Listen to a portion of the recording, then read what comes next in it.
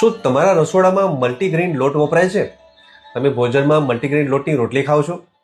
હવે નવા રિસર્ચ જ્યારથી થતા આવ્યા છે તેમ લોકોને ભૂલાઈ ગયેલા બાજરો, જુવાર, નાચણી આવા બધા મિલેટ્સના ગુણો વિશે ખૂબ જાગૃતતા આવી ગઈ છે અને ત્યારથી મલ્ટીગ્રેઇનનો કોન્સેપ્ટ ખૂબ પ્રચલિત થયો છે અને 3, 4, 5 કે તેથી વધારે ધાનને મિક્સ કરીને ભોજન બનાવવાની ટેવ હવે લોકો પાડી રહ્યા છે.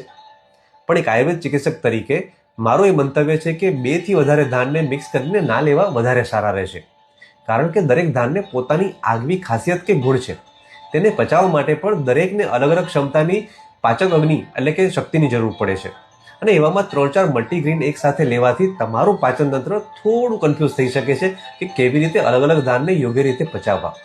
વળી આ મલ્ટીગ્રેઇનની ટેવ તમને પાચનની દ્રષ્ટિએ ભારે પડી શકે છે, કારણ કે આટલા બધા ગ્રેઇન સાથે આવી જાય તો ભારે પડી શકે છે પાચન તંત્રને, અને તેનાથી બેટર ઓપ્શન એવું હોય કે કોઈ પણ 2 ધાનને તમે મિક્સ કરીને ભોજનમાં લો અથવા તો દરેક ધાનને ઇન્ડિવિજ્યુઅલી જમો, જેનાથી પાચન તંત્ર પર એકસાથે કોઈ પણ ગ્રેઇનનો લોડ નહીં પડે અને તમને દરેક ધાન્યમાંથી અલગ અલગ વિશેષ લાભ શ્રેષ્ઠ રીતે મળી શકશે. Always remember, simplicity in the meal is more better for your health. તમે કેટલા ધાનને મિક્સ કરીને જમો છો? કમેન્ટ બોક્સમાં જરૂરથી જણાવજો. શુભમ ભવતુ.